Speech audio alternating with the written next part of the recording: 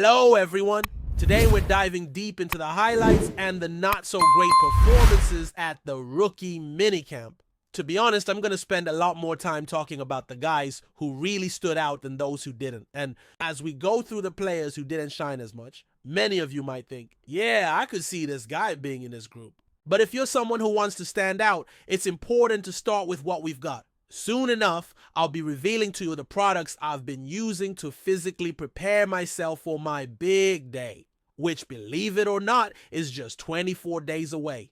Isn't that crazy? Also, we're going to assess the players on this list from number 5 all the way to number 1, with number 5 not being the biggest winner, but still someone who had a solid performance. The number 1 player, though, is without a doubt going to be the biggest winner. Let's get into it. Starting with number 5, we've got Tommy Malone, who plays as a wide receiver. This past weekend, he really showed that he's a better athlete than many expected. He picked things up really fast, and I've heard that he absorbs knowledge like a sponge and proves to be a solid player. He'll definitely be a part of special teams, which we already know. His route running performance was much better than anticipated, and on top of that, his receiving skills were solid, not to mention his impressive speed and agility. The word that best describes this guy is absorption. Having someone like Tommy Malone who can pick things up quickly is crucial. When someone mentioned a Raiders legend who played from 1961 to 1967, it became clear that Malone is putting in the work to develop. For Malone, who worked hard to transition from a quarterback at the FCS level to a wide receiver and now getting compared to the next Julian Edelman, it takes a lot of dedication. A few weeks ago, there was a discussion about that legendary Raiders player who played from 1961 to 1967. To me, he's the kind of player who truly prepares himself. For Tommy Malone to transition from a quarterback at the FCS level to a wide receiver, it's clear that he must have intense determination and a remarkable capacity to learn. I really believe that Malone embodies that determination and is a dedicated learner. Moving on to number 4, we have Dante Thornton Jr. I mentioned earlier that when I watch Dante, he reminds me of a special wide receiver, standing out on the field with his impressive speed. He's pretty tall and runs with a natural lightness, making his movements look effortless. Watching him run down the field is like watching a gazelle in motion. Imagine yourself on an elliptical machine moving at that speed. And that's Dante Thornton Jr. On top of that, his personality matches the energy that the team needs, being someone who can lift spirits and make the receivers have fun. Thornton is already establishing himself as one of those players, and the expectations for his future are real. Even though he played in a different offensive system in college where his role was to stretch the field, there's enormous potential. If he can refine his skills, he's certainly on track for a bright future. Now, let's talk about number 3, a player from the offensive line, another rookie, Caleb Rogers. Someone mentioned that Caleb is the most seasoned rookie they've ever encountered, possessing impressive wisdom for his age. When I heard Caleb speak to the media recently, he talked about having a young child and how he could contribute to the team, showing a willingness to play any position. When I heard the phrase wisdom beyond his years, it really made sense. On the first day of the rookie minicamp, which likely happened last Friday, there was a debate about how this young player is preparing himself to play different positions. The idea that he possesses remarkable maturity for his age didn't surprise anyone. Furthermore, he clearly shows leadership traits. A point that stands out at the beginning of this minicamp is that for more experienced players, it's relatively easy to get into the swing of things and gain the respect of their teammates. A standout player can quickly catch people's attention, just like another player performing well in the offensive line. However, a rookie drafted in the 3rd round faces a bigger challenge to establish himself. Even so, he's standing out in a positive way, showcasing a leadership mentality that has already caught the attention of coaches and teammates. It was also mentioned that he's highly dedicated and demonstrating more athleticism than expected. Someone present at the training shared their impression, highlighting that the rookie scored the lowest in the evaluation of draftees. That person said they'd likely reassess that score, as the player seems to be significantly more athletic than previously thought. Honestly, I hope they're right. It's clear that there's a difference in terms of talent. To be direct, the 2 players who stood out at the rookie minicamp will be mentioned next. The first one, coming in second place, is a player with a strong competitive spirit, giving his best at every rep. His route running skills are impressive, and it's clear that he has exceptional hands, along with an athleticism level that exceeds expectations. When I first heard about his athletic qualities, it made me think of conversations about basketball. Players, for instance, a player who, when seen without a jersey, might be recognized as an athlete. However, when facing them on the court, it's clear they're much stronger and faster than initially thought. I was told that this player has the characteristics of a football player, similar to another notable athlete. I'm not saying they're identical, but if I could think of a more accessible version, that comparison makes sense. I don't believe this is a negative point, because when you see a player standing out, there's always the question of their real capacity, even after 3 years of success. Then, after watching other games, you realize he's much faster and more efficient in his role. From the start, he's shown himself to be one of the best on the team. I'm convinced that he'll have a more impactful season than another notable athlete. This might be a controversial opinion because I recognize that one of them has superior receiving skills, while the other shows himself to be a more versatile athlete. It's a significant issue that might affect special teams. It's possible that one player won't play in the same position as the other, but I'm confident that his impact this season will be significant. I'll leave that question open for debate. While we discuss this, I'd love to hear your opinion. Who do you think will have a more significant impact this season, one player or the other? What I'm saying is that one of them will make a bigger difference, not just in receiving, but also in blocking, which is vital for the success of the team. It's essential to mention that one player leaves a stronger impression, not just for his receiving ability, but also for his blocking. It's crucial to have the mentality of wanting to block, especially when there's a running back involved. For that reason, I believe this player will have a bigger impact. However, there's still an expectation that the other player will be used as anticipated. Now, let's discuss the last and most outstanding player on offense, a running back. This shouldn't surprise anyone. Frankly, if this player weren't at the top of the list, that would certainly be a cause for concern, right? But I can guarantee you he is truly exceptional. Every accomplishment of his seemed almost effortless. His performance seemed relaxed, like he's been playing at this level for years. He's on the field, and despite the strong competition, it'll be interesting to see him competing with these other athletes. From what I've seen, he clearly stood out, and the others couldn't keep up. That's because he's truly a remarkable prospect. Also, he shows leadership both on and off the field. It's worth noting that he's humble. As one of the athletes said, he leads by example without needing to say much. This reminds me of another player who had a similar approach, preferring to lead through actions rather than words because that's just his style. This player is the type who shows up and gives 100%. I've been told he proved to be more skilled at catching passes than many expected, but for me, this is something I've always believed he could do. There was never a doubt about his ability to catch the ball. It was just that in college, it wasn't necessary for him to do it as often. I also want to highlight some relevant players from the rookie minicamp, both those who performed well and those who didn't fare as well. 2 players managed to secure spots on the roster. To be clear, they officially signed with the team, which is a positive outcome. These 2 players weren't signed as undrafted free agents, and now they have the chance to show their talent on the field.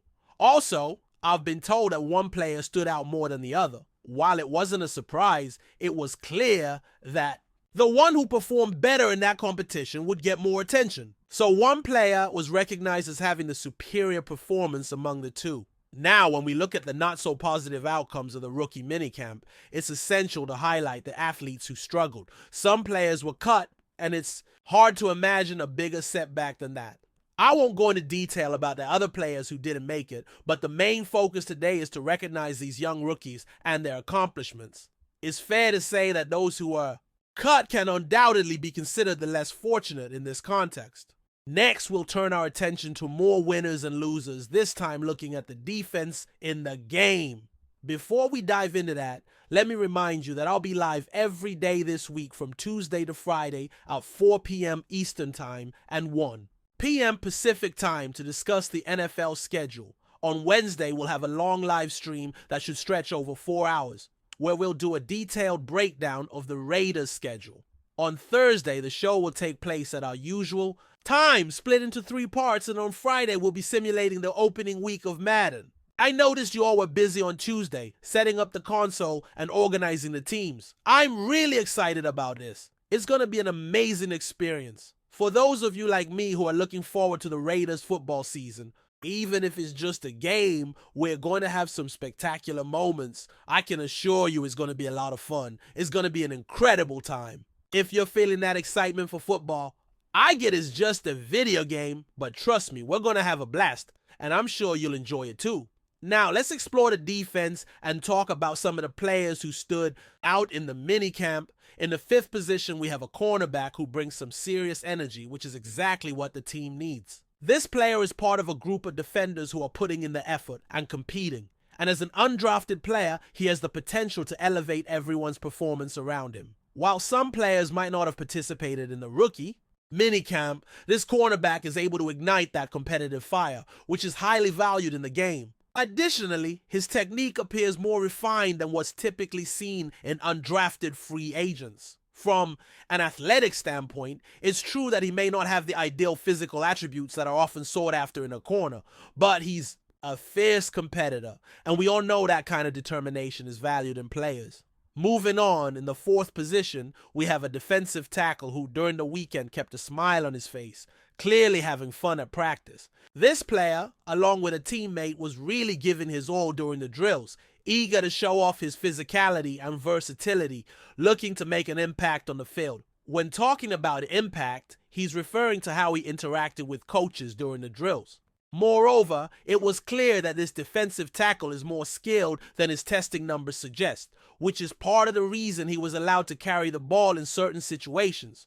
Observations revealed that he's a big guy with surprisingly agile feet and quick hands. One of the factors that contribute to success in the league is hand and foot quickness, which allows for better angles and positioning against larger opponents. This player showed solid potential in that area right from the start. Next, we have a participant from the International Pathway Program, a defensive tackle who really is an imposing presence. There was a request for a photo of his face, so it would be helpful to get a great shot for coverage. This gigantic individual stands 6 feet 6 inches tall and weighs 350 pounds. During his presence, he was actively engaged and asking a lot of questions, clearly eager to learn.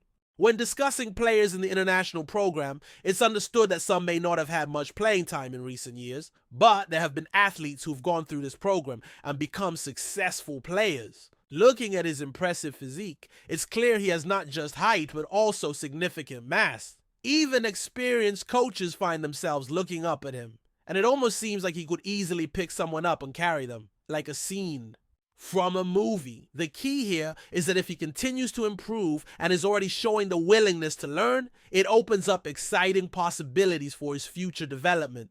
Have you ever thought about it? Or those half-siblings you support, and when you touch their curly hair, you feel that ticklish sensation whenever they move.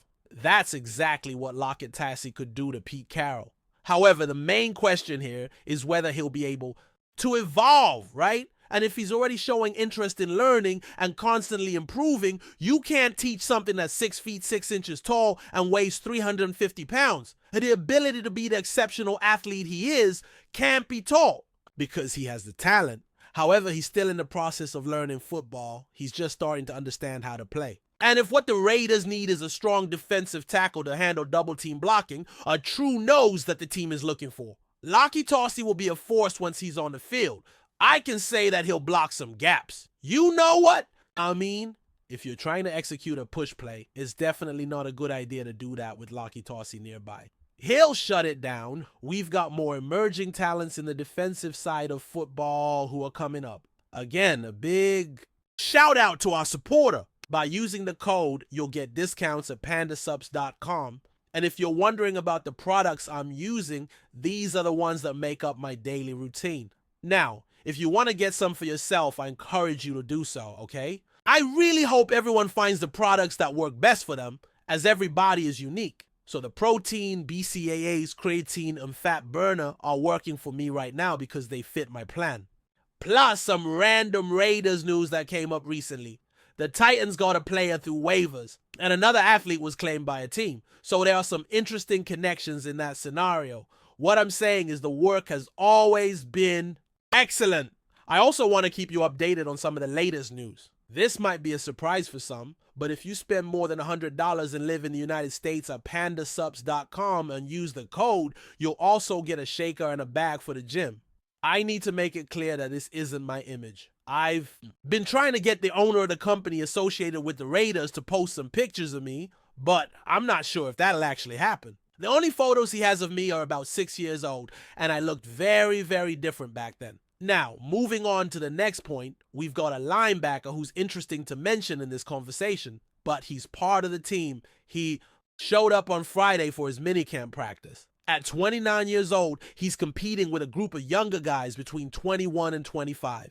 He looked good physically, and that's always been the big question about him. Whether or not he's healthy, when he's in good shape, he shows the mental sharpness needed. He's an intelligent player, and that contributed to his success. In college, even though he's a capable athlete, his intelligence stood out, along with his role as captain. This combination put him among the top linebackers before suffering a serious knee injury. He moved laterally well, and whenever I hear about a knee injury, I always wonder about lateral movement. I've been told that he looks good in that area. He must have made a good impression because he was added to the roster, and the team opted to release a younger player. That suggests he performed well. Additionally, I heard he was vocal and a good support to his teammates, which is important when you're 29 and trying to secure a spot on the team. However, the real standout on defense is another player. While I hesitate to say he's not close in my opinion, other players show more clearly, and he made a significant impression too.